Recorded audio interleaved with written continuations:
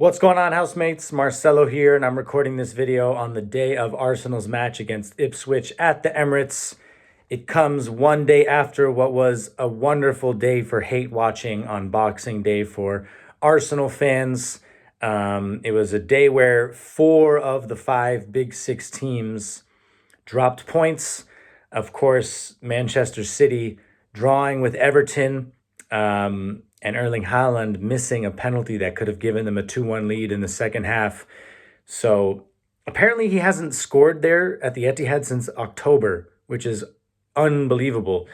But, it just, the be humble curse continues, Ever since he told Arteta to stay humble, his form has just plummeted. So that's obviously just beautiful to see. We want Man City to crumble before our very eyes. And I don't think, I've said it before, I don't think they're going to have the same sort of second half of the season turnaround that they traditionally do. But just to be 100% sure, it is nice to just hopefully create as much distance between ourselves and them as possible. They now sit seventh in the league, which is just, no one would have ever guessed this would happen.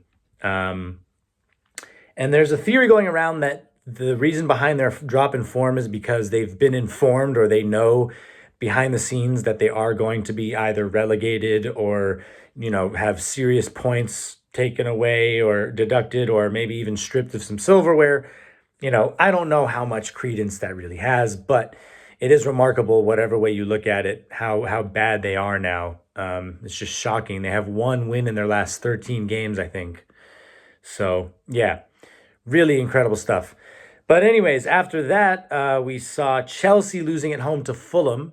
And that was the first time that Fulham's won away at Chelsea in over 40 years. And of course, then the first time in Premier League history they've won at Stamford Bridge. So really big win for Fulham. So I think those two results, we maybe should have beaten Fulham and Everton, but it goes to show you, right, that our results don't look quite as mad now when we drew to them in consecutive weeks.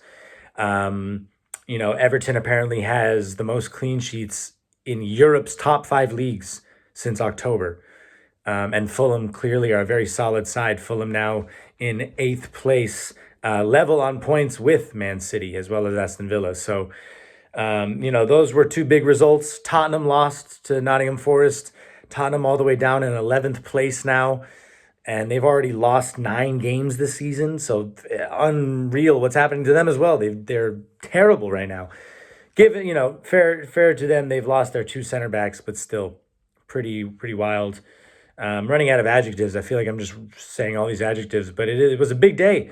And then Man U lost. Man U capitulated as well. Bruno Fernandes, red card early on in the second half, and they lost 2-0. Of course, it would have been a perfect day if not for Liverpool. Liverpool got the job done. Leicester gave us a false sense of hope at the beginning. They went up 1-0. And they went into the half leading 1-0, but very quickly... I think it became 1-1 right before halftime. Yeah, that's right. But anyways, we go into the game today with a chance now to go into second place after Chelsea drew last week and lost last night.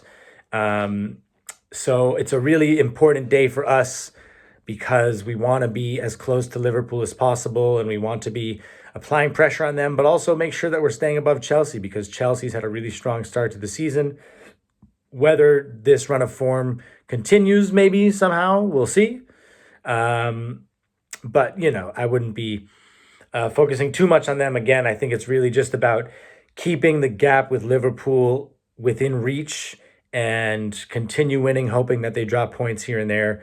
Because as long as we are mathematically in reach come April, May, it's not over. We have a long way to go. We've already dug ourselves a bit of a hole, passed up on opportunities to capitalize on Liverpool dropping points as well. But still, season is far from over. We're in a semifinal of the Carabao Cup. FA Cup is back in January. 3rd place in the Champions League league table. So, we have things to be excited about. But of course, all of that is going to be much more complicated now by the fact that Bukayo Saka is expected to be out for upwards of 3 months. Still waiting to get a clearer idea of how long he'll be out exactly, but it sounds like we shouldn't really expect him to be back available until March, which is catastrophic for us. And it's hard for me to pretend that our title chances are as high that as before that injury, because obviously he is our main man. He is the star man. Most of the great things that we do come through him, directly or indirectly. So what Arteta does today, I'm very curious to see. I think the best solution is going to be Gabriel Jesus at the left wing, Kai Havertz as striker, and Gabriel Martinelli on the right. And I think we'll see a lot of interchanging between everyone, really. Because obviously we want Jesus to be, inverted more or more central, given that he's scored 5 goals in the last 2 games. So we definitely want to see Jesus getting involved and getting some chances, especially because Kai Havertz hasn't really been in the best of form himself lately. And for Martinelli, it's a new challenge. He has played on the right wing before. I talked about it in the last video a bit. I think he can definitely do a job there. I think he just has to be really committed to what his decisions are. Like, he has to be very quick in his decision making, because he now is going to be much more tempted to go down the line every time and play a ball in, cut back or cross on his right foot. But that will also make it easier for defenders perhaps to force him inside onto his left foot, which is, not anywhere near as strong as his right foot. So I'm sure that he'll manage and adapt well. I think Ipswich, no disrespect to Ipswich, but they are in 19th place. So I think that if there is a team to at least give this a test against, it might be them. Although they will be sat back pretty deep, I would imagine. They do like to get forward, but we'll see what Kieran McKenna goes with today. I think that we should win, absolutely.